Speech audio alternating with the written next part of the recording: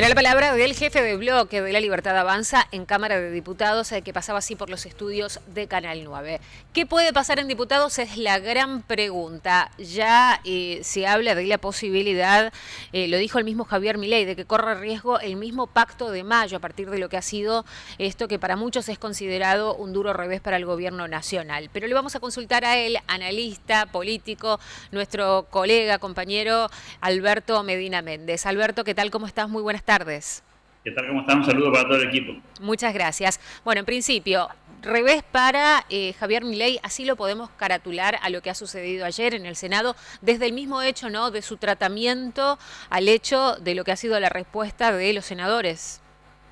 A ver, esto me parece que hay que mirarlo en un contexto, ¿no? Desde el punto de vista del título periodístico, si querés, Sí. o político, podríamos buscar un titular de esa característica, pero en realidad una fuerza política que tiene menos del 20% en diputados y menos del 10% en el Senado, claramente no tiene posibilidades a priori de conseguir esas mayorías, sino a través de mecanismos que tengan que ver con acuerdos particulares y sectoriales con actores políticos específicos y puntuales, como ha pasado en el tratamiento hasta aquí, digamos. Por eso el DNU tiene esa característica en la que eventualmente podría ser aprobado por una sola de las cámaras y no por las dos.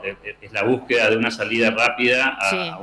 a una serie de posibilidades. Revés en la búsqueda de consenso podría ser entonces. Sí, o también podríamos leerlo de una manera inversa, anticuerpos de un sistema que no quiere modificaciones.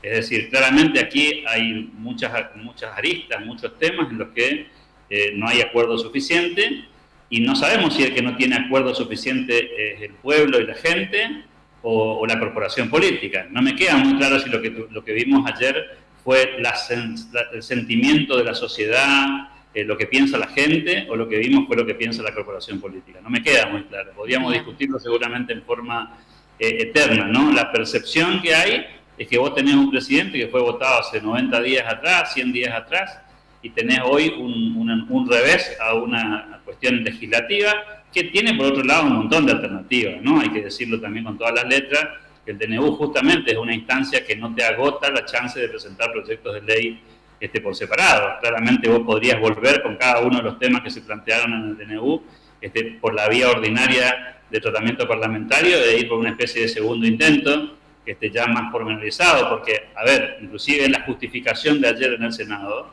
lo que vos escuchaste es, en algunos casos, no en todos, es la inconstitucionalidad. Muy pocos legisladores tuvieron el valor de decir que no están de acuerdo con el contenido. Es decir, que quiero ver cómo funciona esto cuando el proyecto de ley esté como sistema de propuesta ordinaria. De hecho, hay proyectos de ley en esa dirección que no han sido tratados por el Senado. Fíjate qué paradójico esto, ¿no? El Senado trata el DNU, pero no trata proyectos de ley que tienen el mismo contenido del DNU. Caso puntual del proyecto que presentó la senadora Lozada, que incluye muchos de los aspectos que están incluidos en el DNU. Te diría que es casi una copia. Si hubiera voluntad política de resolver los problemas, en vez de tratar el DNU, hubieran tratado los proyectos que están por la vía ordinaria. Evidentemente, la excusa para no avanzar con los cambios pasa por la cuestión, entre comillas, de la interpretación jurídica del DNU y no respecto del contenido de la norma. Y esto abre la puerta, por supuesto, a un debate que todavía no termina y que lo único que hace, a mi juicio, es dilatar la discusión de fondo. Porque, por otro lado, en un país que tiene tantos proyectos de DNU que han sido aprobados con los ojos cerrados, que aparezca esta hipersensibilidad republicana en este contexto suena como mínimo por lo menos opinable, ¿no? Ahora, Alberto, en diputados todavía no se sabe ni cuándo podría darse este debate, ¿no? Pero las expectativas del gobierno nacional parecieran ser pocas a juzgar por el hecho de ya las declaraciones del mismo Javier Milei, que está poniendo en duda, a partir de lo que pasó ayer, el Pacto de Mayo.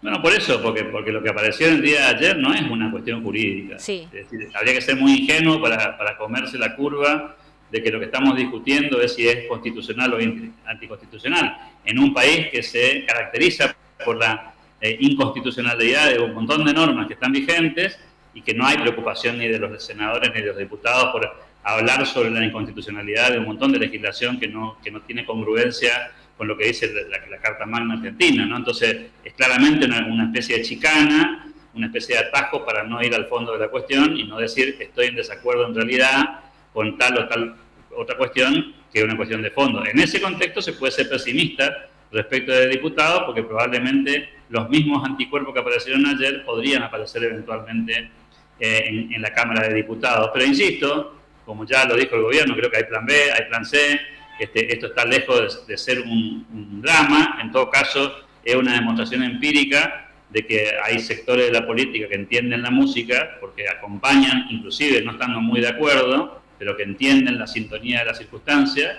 y otros que eventualmente están jugando también a la política y apostando mezquinamente a ver cómo configuran un nuevo espacio opositor, a ver qué rédito le sacan. Digo, es una discusión un poco mezquina, lamentablemente, la que tiene la política argentina, muy de corto plazo, muy mirándose el ombligo. Lamentablemente eso explica probablemente en buena medida por qué Argentina está como está, ¿no? Porque tenemos una dirigencia muy enfocada en discutir lo chiquito. Ahora, ¿en qué situación quedan los gobernadores a partir de esto, no? Porque ya se habían reunido con autoridades del gobierno nacional en este marco del Pacto de Mayo, con anuncios y diálogos que se dieron en particular para atender las cuestiones de cada una de las provincias. Y por otro lado, sabemos que los gobernadores también ejercen cierta presión sobre los legisladores a la hora de tener que votar en el Congreso de la Nación. Digo, ¿no? Con este escenario, tal vez que más de uno de los gobernadores que no estaba tan convencido de una u otra manera, termina más titubeante aún. Bueno, lo de ayer muestra en parte esto que decís, aunque también deja muchos signos de pregunta, ¿no? Porque ahí la primera cuestión sería, ¿los gobernadores manejan o no manejan a sus propios legisladores?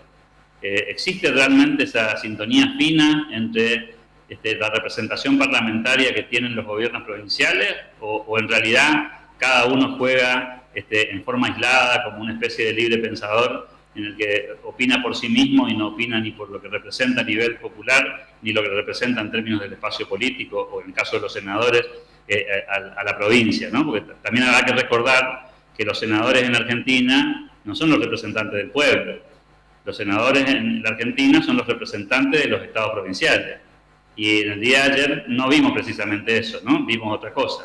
Pero aún en esa sintonía habrá que ver qué pasa en diputados, si los gobernadores tienen suficiente poder de peso sobre el voto de sus propios legisladores, de sus propios espacios políticos, o eso no ocurre, y habrá que ver si esa sintonía de conversación y de diálogo que el presidente intenta con los gobernadores está representada en la Cámara. Y era por momento la sensación de que eso no es tan lineal, ¿no? Que los gobernadores administran, entre comillas, cierta cantidad de legisladores y algunos otros juegan su propio partido en esto que te decía antes, de una especie de proyecto mezquino. Aunque parezca mentira, a 3 meses de iniciado un gobierno que tiene 4 años de mandato, hay gente que está trabajando para el 2027.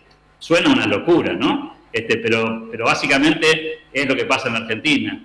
Gente que en vez de estar preocupada en lo que le pasa a los argentinos ya y discutir con argumentos respecto a si estas políticas son buenas o no ahora, están especulando con qué pasa si sale bien, qué pasa si sale mal, qué posibilidades tengo yo. Ahora, si sale mal para el gobierno nacional el tema del decreto de necesidad de urgencia en Cámara de Diputados y sus intenciones, ¿no? Y llega a caer este pacto de mayo con los gobernadores, ¿qué pueden esperar las provincias? Digo, en algún momento hubo una relación muy tirante entre nación y provincia, sobre todo por el tema de la coparticipación. ¿Qué puede llegar a pasar y podemos llegar a vivir nuevamente esa situación de tirantez y plasmarse lo que en algún momento se dijo? Y creo que sí, porque además ha habido un anuncio presidencial del 1 de marzo, ¿no? O sea, claro, la hoja de ruta está más o menos transparentada, planteada abiertamente. Se dijo concretamente, si los proyectos no avanzan, el pacto de mayo no se puede hacer. Si el pacto de mayo no se puede hacer, en vez de encontrar figuras para dialogar y consensuar, vamos a encontrar confrontación. Digo, está planteado esto, no es que está... no hay que imaginárselo, a eso me refiero, Joana, no se trata de pensar qué pasaría si, cuando hasta ahora lo que vos tenés es una declaración explícita en un ámbito formal e institucional, como ha sido la asamblea del inicio de sesiones de este año, en el que se dibujó una hoja de ruta con la que se puede estar de acuerdo o no, pero que está explicitada y transparentada. Ahora habrá que ver la política. Yo creo que, sinceramente, creo que la pelota está del lado de la dirigencia. La pelota no está del lado de la gente, me animaría a decirte, ni siquiera está del lado del gobierno. Sí. Creo que la agenda está planteada arriba de la mesa, Y la dirigencia política tiene que tomar una decisión de si acompaña, si no acompaña. Son absolutamente todos libres de opinar como mejor le parezca y votar como mejor le parezca. Hay que hacerse cargo de las consecuencias, por supuesto, ¿no? Sí, la agenda de la gente parece está muy lejos de la agenda que manejan otros políticos, desde juicio, siempre. Eso te iba a decir, Joana. A mi juicio esto no hace más que confirmar en buena medida el porqué del desprestigio de la política y el porqué del alejamiento de la sociedad con los dirigentes políticos. Cuando pasan estas cosas que sucedieron en el día de ayer, no hacen más que confirmar que en el fondo la gente tiene razón cuando se enoja con los dirigentes políticos y no se siente representada y siente que están alejados de los intereses reales, que los acuerdos no son transparentes, que no se animan a decir en el fondo lo que realmente piensan porque es políticamente incorrecto, que no cuentan qué hay detrás de cada votación, es decir, no están explicitadas genuinamente las expresiones sociales. Ninguno de los dirigentes que votó ayer puede decir a cara descubierta: yo voto en contra porque en realidad lo que quiero es que le vaya mal a este gobierno, porque si le va mal a este gobierno yo voy a tener una oportunidad para ser candidato a presidente de la nación o ocupar una posición política mejor. Ninguno te lo va a decir.